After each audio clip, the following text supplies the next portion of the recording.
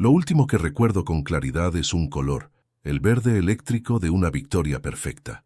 No era el verde de un bosque ni el de unos ojos, era el verde de una línea ascendente en una pantalla de plasma, una flecha disparada hacia el cielo financiero de Manhattan. Estaba en mi despacho en el piso 40.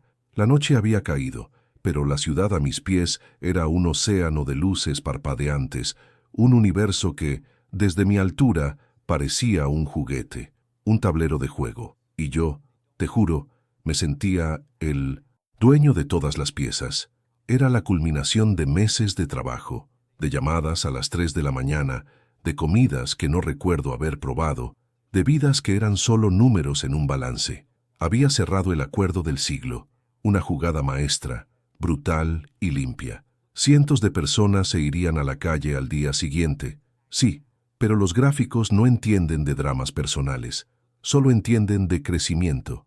Y mi gráfico, esa noche, era la Capilla Sixtina de la ambición. No era felicidad lo que sentía. La felicidad me parecía una emoción blanda, ineficiente. Lo que yo sentía era poder, un poder puro, casi tangible. Era, no sé cómo explicarlo, como si los latidos de la ciudad dependieran de mi pulso, como si pudiera alargar la mano, tocar los rascacielos y moverlos a mi antojo. Yo no creía en nada que no pudiera cuantificar, y esa noche mi valor era incalculable. Pero lo más extraño todavía no había pasado. Me puse de pie y me acerqué al ventanal. El reflejo me devolvió la imagen de un hombre en la cima del mundo, un traje impecable, una sonrisa que no era de alegría sino de conquista, y detrás de mí, en la pantalla, esa hermosa, violenta línea verde que seguía subiendo. Era mi obra maestra, mi sinfonía, y yo era el director de orquesta. Pensé, y lo recuerdo con una nitidez que me quema, soy el dueño de este universo, yo muevo los hilos. Fue una blasfemia silenciosa, un pensamiento cargado de una arrogancia tan grande que creo que el propio universo tuvo que detenerse a escuchar. Y justo ahí en la cima de esa montaña de ego lo sentí. No fue un dolor, fue más bien un clic, un golpe seco y sordo en el centro del pecho, como si alguien, desde un lugar inimaginable, hubiera pulsado un interruptor. El aire se quedó atrapado en mis pulmones. Mis rodillas fallaron. Intenté agarrarme a la mesa, pero mis manos ya no me respondían.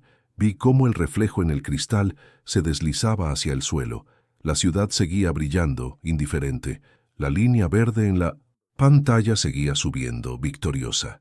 Pero su color empezó a desvanecerse, a mezclarse con una oscuridad que no venía de fuera, sino de dentro de mí. Todo se volvió lento, silencioso, un cese de operaciones. El mercado se había cerrado, y yo con él. Mi día no empezaba con el sol, sino con el parpadeo de un número, las 4 de la mañana. Ni un minuto más, ni un minuto menos. El resto de la ciudad dormía, ajena a la guerra silenciosa que ya se estaba librando en los mercados de Asia. Para ellos, la noche era para descansar. Para mí era una ventaja. Mi apartamento era más una declaración de principios que un hogar, un espacio frío, minimalista, en el piso 40 y tantos de un rascacielos que arañaba el cielo de Manhattan. No había fotos en las paredes, no había recuerdos. Cada mueble, cada objeto, estaba elegido por su diseño, por su coste, por su eficiencia. Era un reflejo de mi mente, ordenado, implacable y vacío de todo lo que no fuera funcional. Me levantaba, y lo primero que hacía antes incluso de tomar agua era mirar las pantallas. El Nikkei, el Hang Seng, sus movimientos eran mi café, la adrenalina que necesitaba para empezar. Me sentía como un general vigilando el mapa del mundo desde su cuartel, moviendo piezas invisibles que afectarían a millones de vidas cuando el sol por fin se dignara a salir en esta parte del planeta. Pero incluso en esa fortaleza de soledad, algo se sentía distinto esa mañana. Mi rutina era un mecanismo de relojería, 1 hora de gimnasio, en el edificio no por salud, sino por disciplina de combate. Mi cuerpo era una herramienta más, una que debía estar en perfectas condiciones para soportar la presión, para aguantar más que mis rivales. Cada flexión, cada kilómetro en la cinta, era un golpe contra la debilidad, contra el sentimentalismo, contra todo lo que despreciaba en los demás. Luego, la ducha helada, el traje a medida, que era mi armadura, y el coche con chofer esperando abajo. Nunca hablaba con el conductor. Él sabía que su trabajo era ser invisible, un engranaje más en mi máquina de producir resultados. Yo me sentaba atrás, en silencio, con los ojos pegados a la tableta. El mundo exterior, la gente caminando por la acera, los taxis, eran solo un borrón, un ruido de fondo sin importancia. Mi oficina era mi templo, un espacio enorme, con un ventanal que abarcaba toda la pared y que me ofrecía la ciudad a mis pies. No era una vista, era un trofeo. El zumbido de los servidores era la única música que necesitaba. Mis empleados me temían y eso me gustaba. No buscaba su afecto, buscaba su máxima productividad y, sin embargo, no podía sacudirme una extraña sensación de quietud.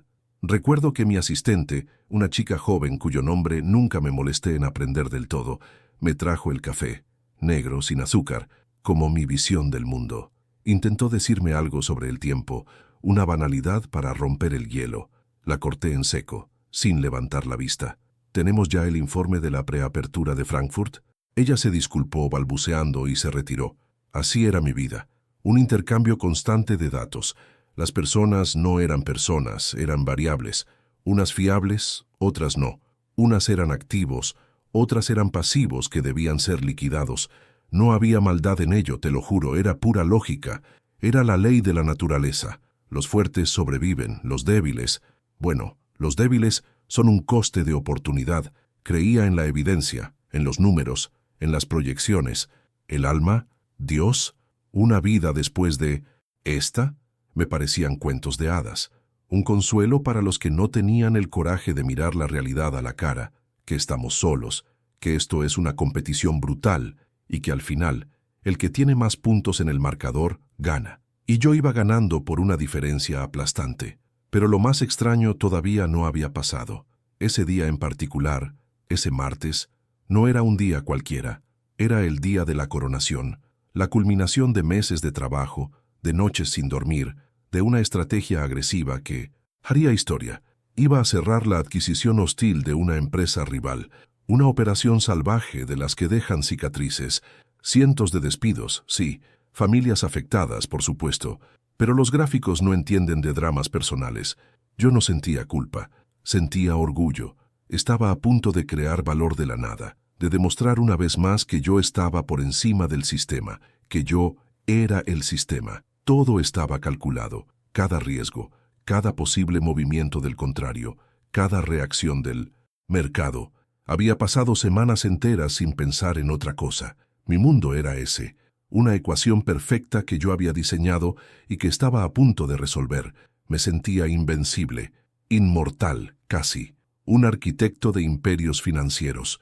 No sabía que ese día todo iba a girar en mi contra. Las 3 de la tarde, la hora de la verdad. Mi despacho era un santuario de silencio y poder, suspendido sobre el caos de Manhattan. A través del cristal, los coches parecían juguetes, las personas, hormigas, y yo desde mi trono de cuero italiano estaba a punto de mover el hormiguero entero. En la pantalla principal, la ventana de confirmación parpadeaba. Ejecutar transacción. Una frase tan simple, tan limpia. 2 palabras que iban a desatar un tsunami financiero. Mis dedos se deslizaron sobre el ratón de titanio. Estaba frío, como mi pulso. No sentía nervios, solo una calma gélida, la misma que siente un cirujano antes del primer corte. Hice clic. El sistema pidió una última confirmación, una formalidad. Volví a hacer clic. Hecho. La respuesta del mercado fue instantánea. Una línea verde, gruesa y vibrante, se disparó hacia arriba en el gráfico. Era una flecha directa al cielo. Te juro que era la cosa más hermosa que había visto en mi vida. Más que un amanecer, más que cualquier obra de arte. Porque era mi obra de arte. La había creado yo, con mi intelecto, con mi voluntad, con mi absoluta falta de piedad. Una oleada de euforia pura me recorrió el cuerpo. No era felicidad. Eso es, para los ingenuos, era algo mucho más primario. Era poder, el poder de crear y destruir. Me recliné en mi silla sintiendo el cuero ceder bajo mi peso. Miré la ciudad a mis pies, mi ciudad, y una sonrisa se dibujó en mi cara. Pensé, soy el dueño de este universo. Yo muevo los hilos. Pero la vida tiene una forma muy irónica de cobrar sus deudas. Fue en ese preciso instante, en la cima de mi arrogancia, cuando lo sentí. No fue un dolor agudo, no fue un pinchazo, fue un golpe sordo, seco en el centro del pecho, como si alguien desde dentro hubiera dado un puñetazo contra mis costillas. Un thump que silenció todo lo demás. Parpadeé. El gráfico seguía subiendo. El número de mi cuenta de beneficios crecía a una velocidad demencial, pero yo ya no lo veía. Mi atención estaba anclada en esa sensación extraña, en esa presión que empezaba a extenderse como una mancha de aceite.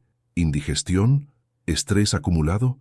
Mi mente, mi perfecta y lógica mente, buscaba una explicación racional. Intenté respirar hondo, pero el aire no llegaba. Era como intentar llenar un neumático pinchado. El aire entraba, sí, pero se escapaba, inútil.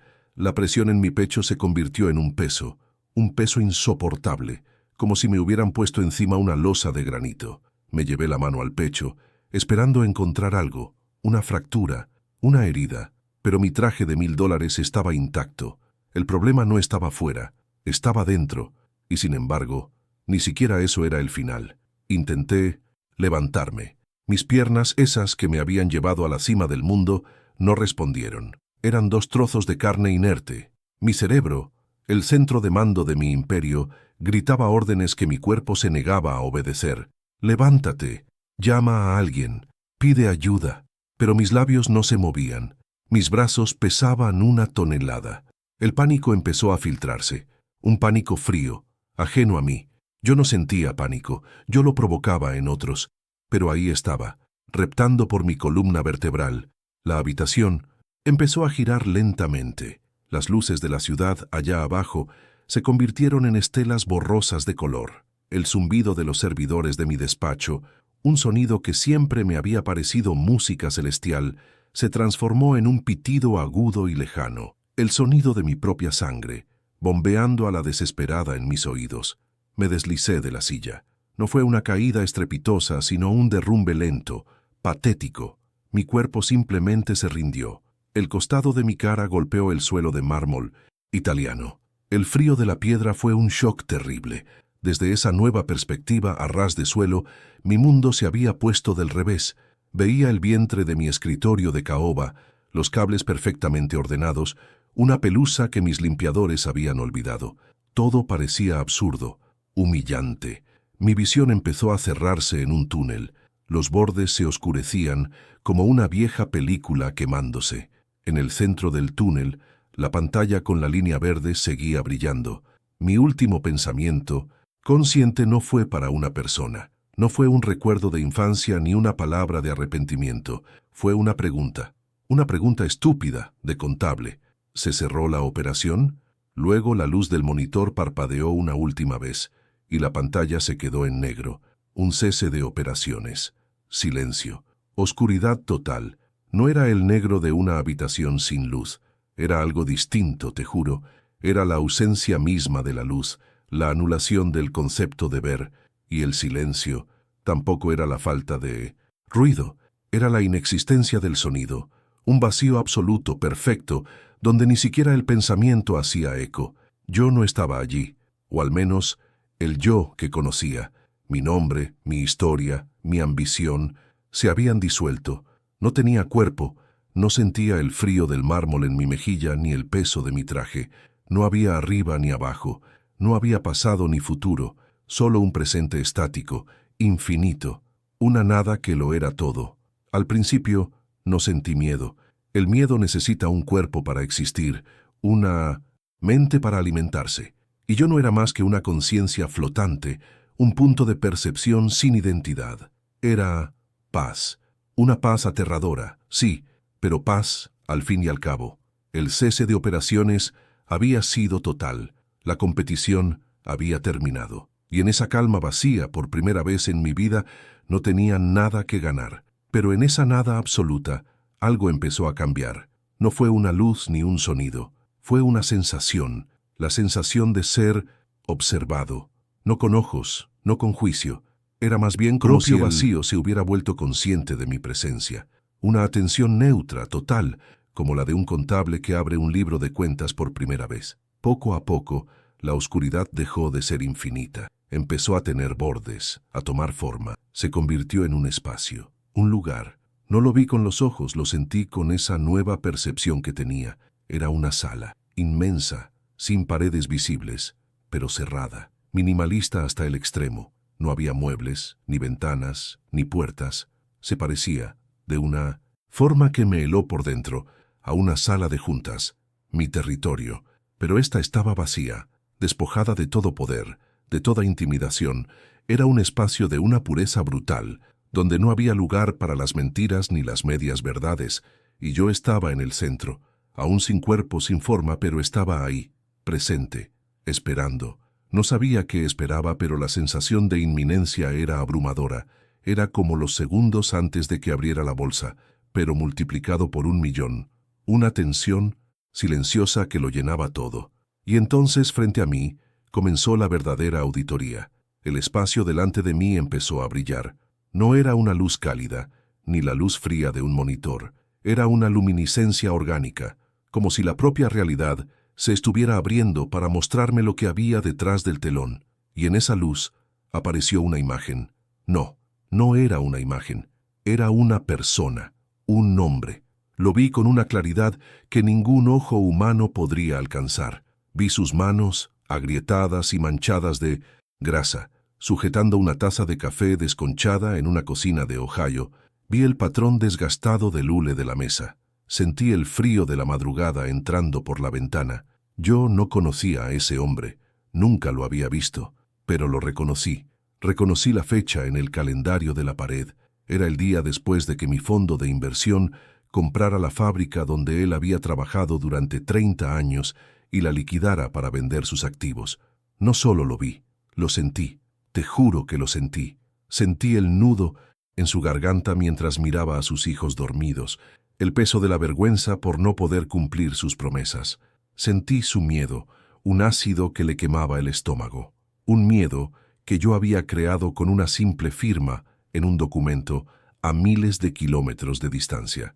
Pero lo más extraño todavía no había pasado. La escena se desvaneció y otra tomó su lugar. Una mujer mayor en un pequeño apartamento de Buenos Aires. Estaba sentada en la oscuridad, con una carta en la mano. La carta de su fondo de pensiones. Un fondo que yo había llevado a la quiebra con una jugada especulativa a corto plazo. Una operación brillante que me había hecho ganar una fortuna en menos de una semana. Oí el sonido de sus labios moviéndose en un rezo silencioso. Olí el polvo de los muebles viejos. Sentí el peso de su soledad. Una soledad tan densa que casi me ahogaba. Cada una de mis ganancias, cada uno de mis éxitos, tenía un eco de sufrimiento en la vida de alguien. No había un juez, no había un fiscal, nadie me acusaba de nada. Era mucho peor que eso. El universo simplemente me estaba mostrando el balance, el libro mayor de mi vida. La pantalla de mi existencia siguió pasando imágenes. Un joven emprendedor cuya empresa aplasté por considerarla una amenaza. Una familia que perdió sus ahorros en una de las burbujas que yo ayudé a inflar. Cientos, quizás miles de rostros, de momentos, de lágrimas. Cada decisión, cada correo, cada llamada, todo estaba allí, registrado.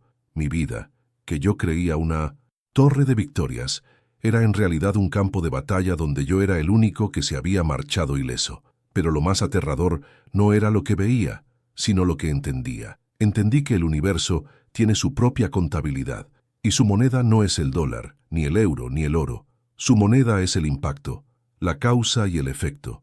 Cada acción genera una reacción, y en esa sala no había forma de ocultar el pasivo. Vi mi ático en Manhattan, mis coches, mis relojes, flotaron por un instante en esa luz. Y vi lo que eran en realidad. Nada. Ceros a la izquierda. Activos sin valor en la única bolsa que importa. Frente a toda esa riqueza inútil se alzaba una deuda impagable, una montaña de dolor, de oportunidades rotas, de esperanza perdida. La luz se atenuó, las caras se desvanecieron, la sala de juntas volvió a ser solo un espacio silencioso y vacío, y en el centro de todo, flotando en la nada, apareció el resultado final, no con números, sino con un sentimiento, Una certeza absoluta que me atravesó por completo. Beneficio neto, 0. Y el silencio regresó, pero esta vez pesaba. Aquel peso no se fue, se vino conmigo. Regresó primero como un sonido, un pitido agudo, rítmico, insoportable. Era un metrónomo marcando un tiempo que yo ya no entendía. Luego sentí un picor en la garganta, algo seco, un tubo de plástico que me robaba la voz. Quise toser, pero mi cuerpo no respondía. Estaba atrapado, de nuevo en silencio, pero esta vez era un silencio físico, lleno de ruidos ajenos. Abrí los ojos. O lo intenté. La luz era blanca, difusa, como la que había visto en esa sala de juntas, pero esta era artificial, fría, olía a desinfectante, a una limpieza química que intentaba ocultar el olor a enfermedad. Voces lejanas, amortiguadas, hablaban de mí, pero no conmigo. Parada cardíaca masiva, 6 minutos sin actividad, un caso entre 1.000.000. Para ellos era un expediente. Para mí había sido un balance final. Te juro que no sentí alivio. Sentí una confusión helada. ¿Estaba de vuelta? ¿Para qué? La sensación de aquel cero absoluto, de mi bancarrota existencial, era más real que las sábanas ásperas sobre mi piel o el pitido de la máquina que, al parecer, medía los latidos de un corazón que yo ya no reconocía como mío. Pero el verdadero shock no fue despertar, sino darme cuenta de lo que había traído conmigo. Un médico se inclinó sobre mí, un hombre de unos 50 años, con cara de cansancio, y unos ojos que me miraban con una mezcla de profesionalidad y asombro. Me explicó lo que había pasado, el infarto en mi despacho, la llamada de seguridad, cómo me encontraron en el suelo, sin pulso. Me habló de la reanimación, de los intentos fallidos. Me dijo, con palabras que intentaban ser científicas, que estuve clínicamente muerto. No sabemos cómo explicar su recuperación, dijo al final, casi en un susurro. Algunos aquí lo llaman un milagro. Yo no dije nada, solo asentí. ¿Un milagro? No. Era una prórroga, una oportunidad para renegociar una deuda que no aparecía en ningún libro de contabilidad de este mundo. Me temblaban las manos, pero no de miedo. Era la vibración de una certeza nueva y aterradora.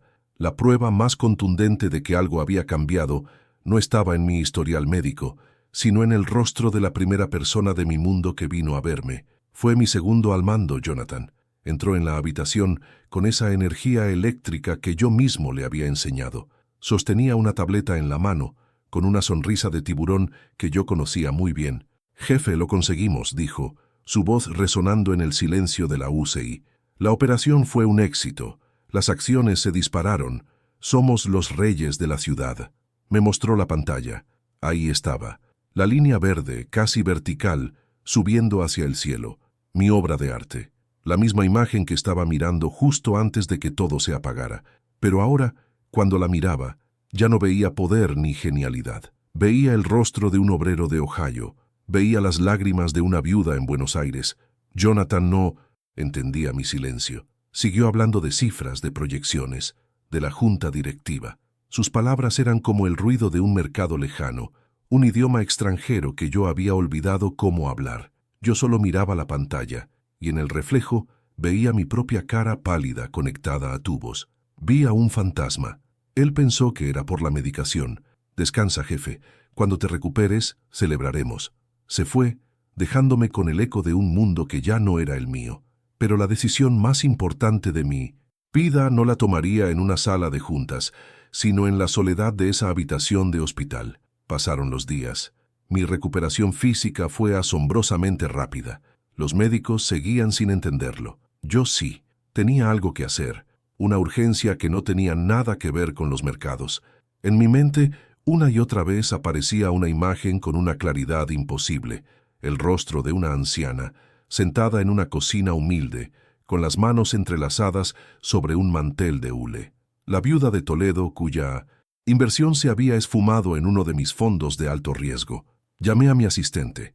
Le di una orden que la dejó sin palabras.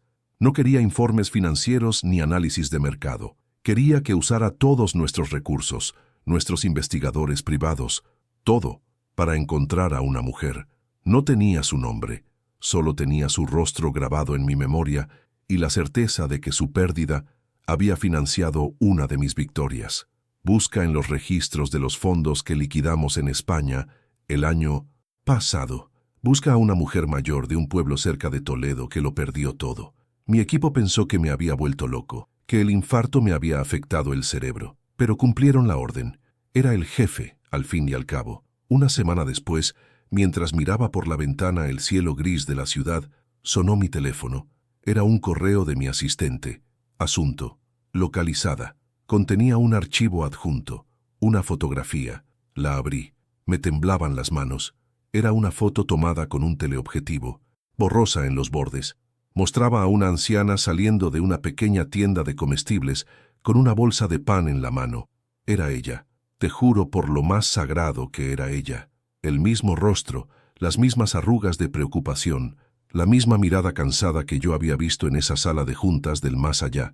No fue un sueño, no fue una alucinación por falta de oxígeno, fue real, y si ella era real, todo lo demás también lo era.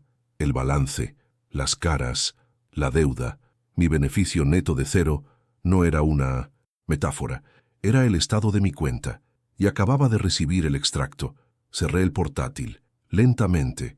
El clic del cierre sonó como el cerrojo de una celda abriéndose. Me quedé quieto en la penumbra de mi despacho, mirando el skyline de una ciudad que ya no me pertenecía.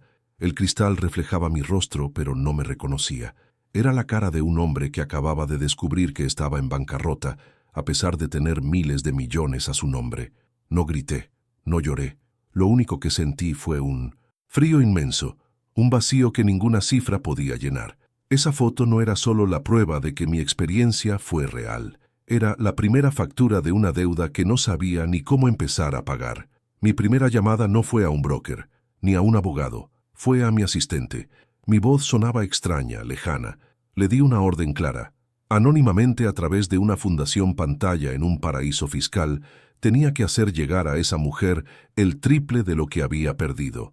Tenía que parecer un error administrativo, un golpe de suerte, un milagro caído del cielo, lo que fuera menos la verdad, porque la verdad era que un fantasma le estaba devolviendo el dinero. Fue el primer movimiento en mi nuevo tablero de juego, la primera operación que no buscaba un beneficio, sino saldar una pequeña parte de un pasivo infinito.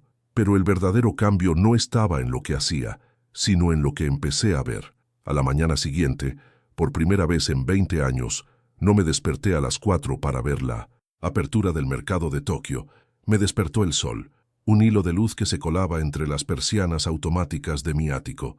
Recuerdo que me quedé mirándolo, el polvo bailando en ese rayo de luz, y sentí algo que no había sentido nunca. Calma. No era la euforia de una victoria. Era paz, una ausencia total de ansiedad. Bajé a la cocina. Me preparé un café. Siempre había tenido la cafetera más cara, el grano más exclusivo, pero te juro que nunca le había prestado atención al sabor. Para mí, el café era solo combustible. Ese día me senté junto a la ventana y lo bebí despacio. Noté el amargor, el calor en mis manos. Era real, era tangible. Y pensé en la cocina humilde de esa anciana. Me pregunté qué sabor tendría su café. Empecé a caminar por la ciudad. Antes solo me movía en coche blindado, del garaje al garaje, viendo el mundo a través de un cristal.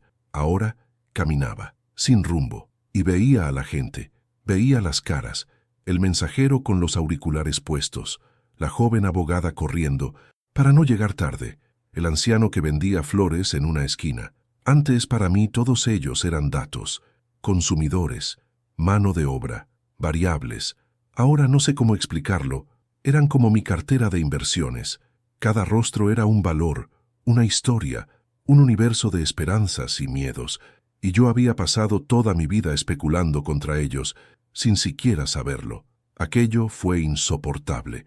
Volví a mi ático y ya no vi un símbolo de poder, vi una atalaya de aislamiento, un mausoleo de cristal construido sobre el sufrimiento invisible de otros. Las obras de arte en las paredes, los muebles de diseño, todo me parecía falso, activos tóxicos, y entonces supe lo que tenía que hacer. Tenía que liquidar mi vida anterior, toda ella. Llamé a mi equipo, les dije que lo vendieran todo, la empresa, las acciones, los fondos, el ático, los coches, los relojes, todo. Mis socios pensaron que el infarto me había dejado incapacitado. Intentaron detenerme, hablar de estrategia, de preservar el legado. ¿Qué legado? ¿Un rastro de ceros en un servidor y un reguero de vidas rotas? No, gracias. Fue la operación más grande de mi vida. Pero esta vez no estaba vendiendo para ganar más. Estaba vendiendo para poder empezar a pagar. Y en medio de ese desmantelamiento, descubrí el activo más valioso que jamás había ignorado. Con el dinero, creé una fundación, pero no una de esas fundaciones para desgravar impuestos y salir en las revistas. Una fundación anónima, silenciosa, casi invisible. Mi nuevo trabajo consistía en buscar las caras de mi visión. Usé mis viejas habilidades, mi olfato para los datos, mi ejército de analistas, no para encontrar oportunidades de mercado, sino para encontrar gente que lo había perdido todo por culpa de jugadas como las mías. Encontrábamos a familias a punto de ser desahuciadas, a pequeños empresarios arruinados por la especulación, a jubilados cuyas pensiones se habían esfumado, y sin que supieran de dónde venía, les dábamos una segunda oportunidad. Cancelábamos sus deudas, financiábamos sus proyectos, pagábamos sus facturas médicas. Cada vida que tocábamos era como cerrar una posición en rojo en mi balance del alma. Cada pequeña victoria suya era un céntimo que yo devolvía a mi cuenta cósmica. Ya no vivo en un ático, vivo en un apartamento normal, en un barrio normal. Ya no miro gráficos en una pantalla, miro por la ventana y veo a los niños jugar en el parque. El zumbido del mercado ha sido reemplazado por el sonido de la vida real. No, soy un santo, ni mucho menos. Soy un contable intentando cuadrar el libro mayor más importante de todos. Aprendí de la forma más dura que el valor de una persona no se mide por lo que acumula, sino por el vacío que deja su ausencia en los demás.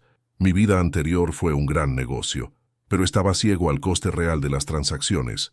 Ahora, por fin, he empezado a ver el precio de las cosas. Y es que el precio de las cosas no tenía nada que ver con las etiquetas. Descubrí el valor de una taza de café caliente por la mañana, sin prisas, sin una llamada de Hong Kong interrumpiendo. El valor de caminar por una calle sin que mi mente estuviera calculando la rentabilidad por metro cuadrado de los edificios. Te juro que es como si hubiera vivido toda mi vida en blanco y negro, y de repente alguien hubiera encendido los colores. No lo echo de menos, ni un solo segundo. A veces, por la noche, me asalta el recuerdo de esa adrenalina, de ese poder que sentía al mover miles de millones con un clic. Era una droga, sí, pero era una droga vacía, como beber agua salada para calmar la sed. Cuanto más bebía, más vacío me sentía por dentro, aunque mi cuenta bancaria dijera lo contrario. Ahora mi adrenalina es otra cosa. Es esperar la llamada de mi equipo para decirme que hemos conseguido parar un desahucio, que un pequeño negocio que estaba a punto de cerrar ha podido contratar a 2 personas más. Esos son mis nuevos picos en el gráfico. Son las únicas líneas verdes que me importan. Pero lo más profundo de todo este cambio no fue lo que hice, sino lo que empecé a sentir por dentro. Antes, mi cabeza era un ruido constante. Números, proyecciones, noticias, análisis de riesgo. Un zumbido incesante que no me dejaba dormir. Ahora, la mayor parte del tiempo hay silencio. Un silencio que al principio me daba pánico, te soy sincero. Era el silencio de un mercado cerrado, de un teléfono que no suena. Pero poco a poco aprendí a escucharlo. Y en ese silencio empecé a notar cosas. El peso de la mirada de agradecimiento de alguien a quien no conoces. La ligereza que sientes en el pecho cuando haces lo correcto, aunque nadie se entere. No sé cómo explicarlo. Es una contabilidad que no se lleva en hojas de cálculo, se lleva aquí, en el alma. A veces me preguntan qué vi exactamente en ese momento, si fue una visión, una alucinación por la falta de oxígeno, un sueño. Quieren una respuesta, una teoría, algo a lo que aferrarse, una prueba de que hay algo más. Y mi única respuesta es que no tengo ni idea, no sé qué fue. No intento ponerle un nombre. Lo único que sé es que antes mi universo cabía en una pantalla de plasma de 80 pulgadas. Ahora, mi universo cabe en la sonrisa de un desconocido. Descubrí que la verdadera riqueza no es un número que crece, sino un peso que se te va quitando de los hombros. El peso de la indiferencia. El peso de saber que tu éxito se construyó sobre el fracaso de otros. Sigo siendo un hombre de números, en el fondo, pero las variables han cambiado. Ya no cuento acciones ni derivados. Cuento las mañanas que me levanto sintiéndome en paz. Mi nombre es Arthur, y en mi otra vida era un maestro del universo. Ahora, solo soy un hombre intentando saldar una cuenta.